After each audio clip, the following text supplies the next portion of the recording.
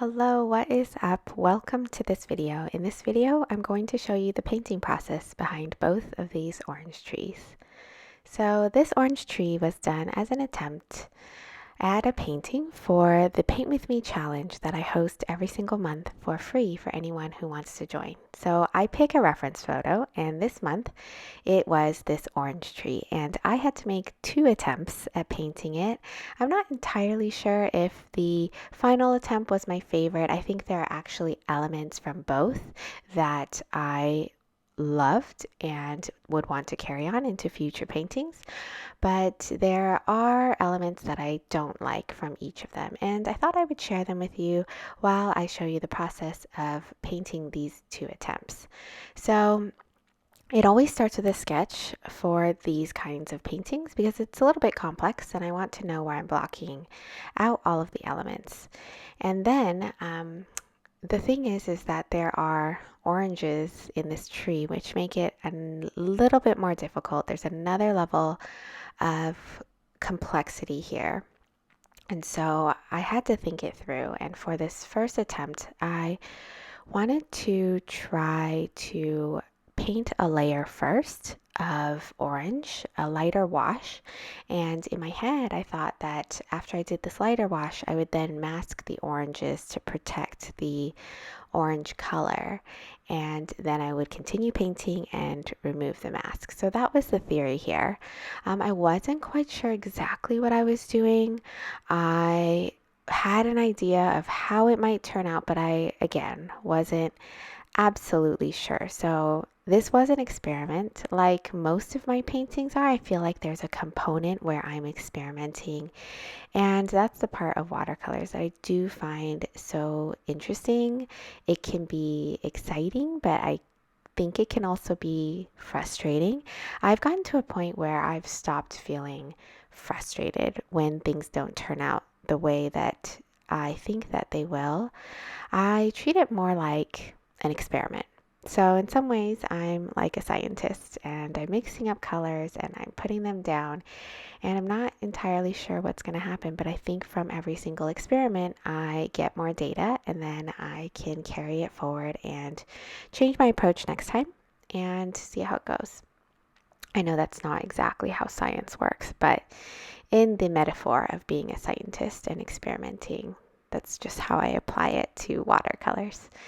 So here I did end up masking the oranges, and now I'm going back with my greens. And so another thing that I think was complicated for me for this particular attempt was because I was using a paper that is new to me, and the paper is Saunders Waterford, and it's a paper that I have been wanting to try for a while. I typically use arches, and I always include all of the supplies that I use in the description below this video, so you can go there and in any of my videos should be able to find the supplies that I use, and you'll see that I typically use arches paper.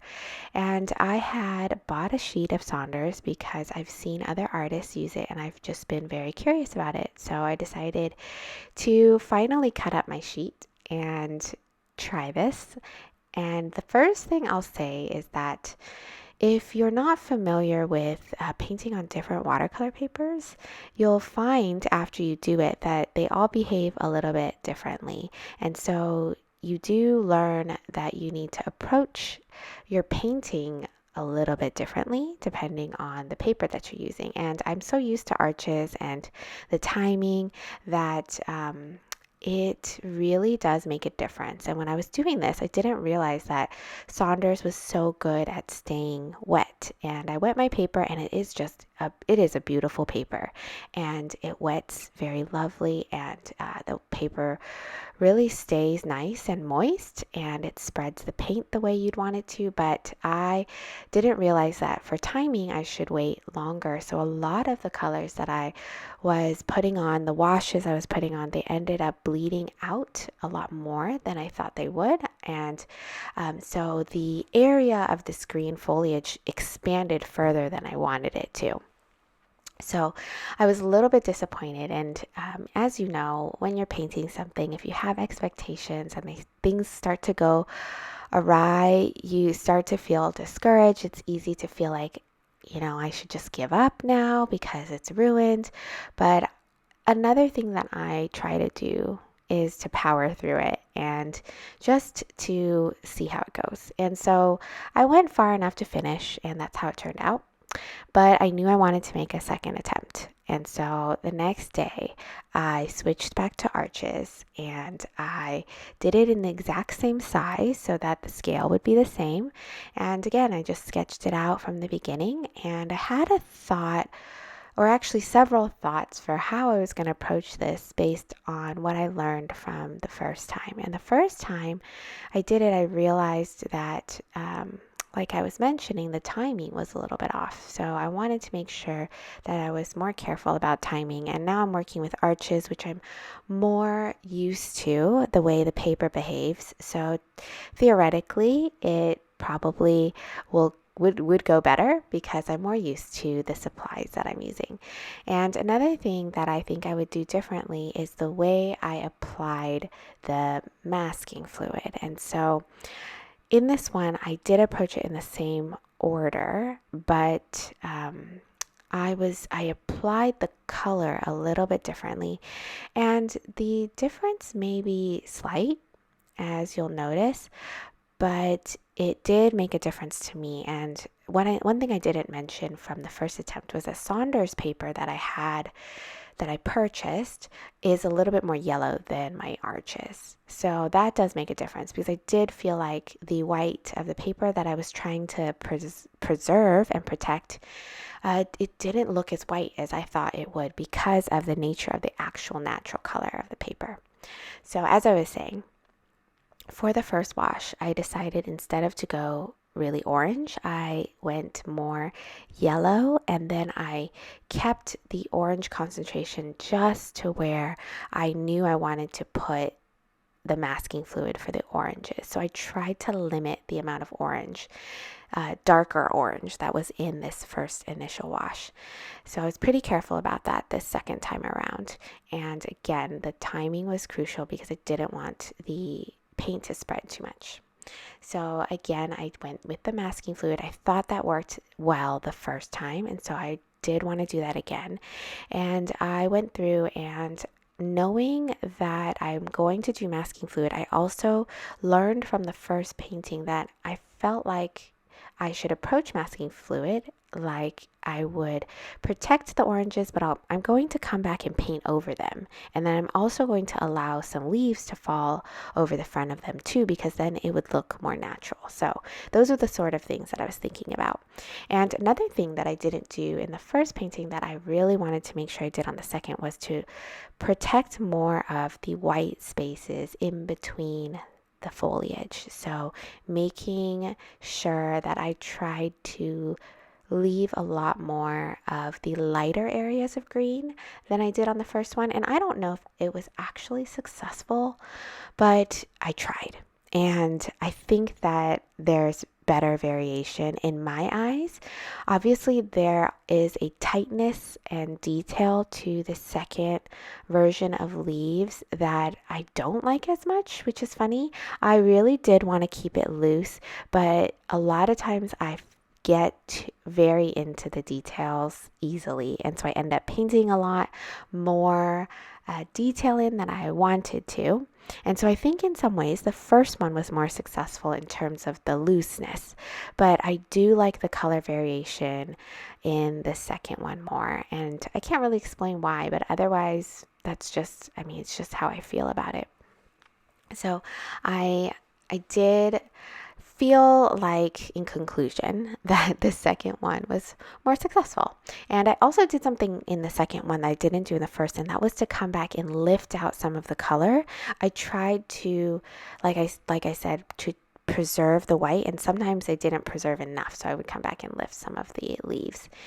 And then in this one, I do feel like this top part where the columns and the beam just above the orange tree was more successful. The other one just kind of lost all the detail. I didn't bring it back, and so that little piece of detail, it was missing from that one, and I I really do like the way it turned out here in the second one. And so the same goes with the texture at the bottom right hand corner. The wall that the tree is in front of, I felt like the texture on that wall was much more successful. And another thing that I really do feel like was successful in the second one, and that I'm quite proud of the way it turned out, was the laundry. So like I said, in the first one, I felt pretty discouraged or quite discouraged by the end of that first painting. I almost just gave up, but I finished anyway, and I quickly threw in the laundry. But this one, because I felt like it was going better, I spent more time on the laundry that's hanging below the windows, and I spent more time on the windows too. And so I felt like you could really see the difference. And so I felt like this background of the laundry and the windows was so much more successful in the second version, and that made me happy. And I added a lot more detail. I spent more time on this one. So for time reference, the first one took maybe 40 minutes, and this one took well over an hour, like an hour and a half, I would say, from start to finish. And I feel like it really shows because I came back and took the time to do the details. So another thing that I did differently was spent more time in the end going over the oranges. So you can see, even though I masked them off, the orange paint that I did in the first wash is quite light. So I had to come in and add orange back into the oranges, and I added a lot of shading and a darker area at the bottom of the oranges, and tried to protect a highlight at the top edge. So I feel like it did add dimension to these oranges. And the biggest difference, that's the difference between this one and the other one, and perhaps I shouldn't have done it because it would have been looser if I didn't, is you can see right now I'm going back over with very, very light opaque green. So I used white gouache. I mixed it with yellow and a touch of green, and I came back in and I added in leaves and specks for a little bit more detail in the orange tree. And I do think it brought out more detail. Like I'm saying, it's a little bit more detailed than I wanted it to be. That's the best way I can describe it. But it's funny because there are some spots of it that I like, but maybe I just went a little bit overboard. I took a liner brush at the very end and added a couple of small sprigs and details and some more brown areas, just to sort of create more contrast and detail in the front. And I do like how the second one turned out more than the first one. That's my vote. But overall, the important thing is that I learned something from the process of painting both of these. So I hope you enjoyed watching, and if you did, I would love it if you give this video a thumbs up and hit subscribe on my channel, and I'll see you in the next video.